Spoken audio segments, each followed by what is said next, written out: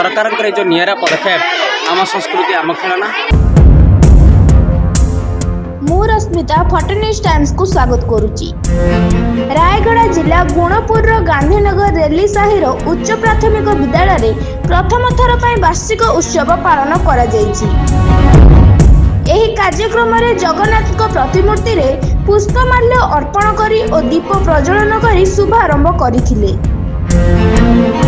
एही कार्यक्रम रे स्कूल छात्र छात्री मानक द्वारा विभिन्न प्रकार सांस्कृतिक कार्यक्रम रे विभिन्न प्रकार गीत और नृत्य मान प्रदर्शन करा जायथिला। कार्यक्रम शेष में दक्षता अनुसार छात्र छात्री मानकु अतिथि गणक द्वारा पुरस्कार वितरण करा जायथिला। एही कार्यक्रम रे सम्मानित अतिथि भावे जी शंकर राव, मुख्य अतिथि कैलाश पुष्टि, रामेश्वर पाणिग्राही, काउंसिलर श्रीमती नीरू रांगुली जोग देइथिले। स्कूल मुख्य शिक्षयित्री श्रीमती आलादिनी पंडा सभापतित्व में उक्त कार्यक्रम होइथिला। रूटीन अनुसार करिवो जो रूटीन की सबुदिन तुम जीवन को गढ़ी तोलिबो।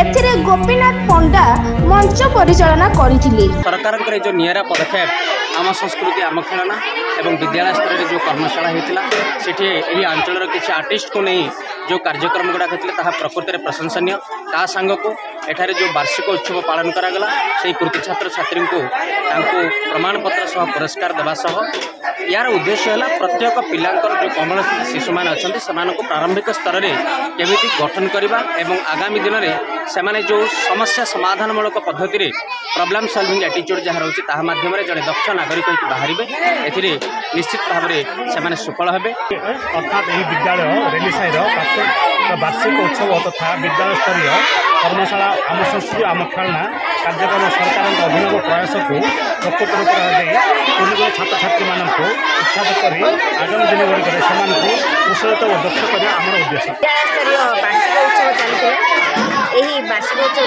सरकार अभिनव प्रयास जो नूतन प्रयास समस्त को आकृष्ट कर समस्ते केमती लोक शिक्षा प्रति सचेतन हेबे आ शिक्षा प्रति जो आम खेलना आम संस्कृति माध्यम किपर सचेतन हेबे सजाग प्रयास को। गुणपुर फटन्यूज टाइम्स सांबादिक गणेश कोल रिपोर्ट।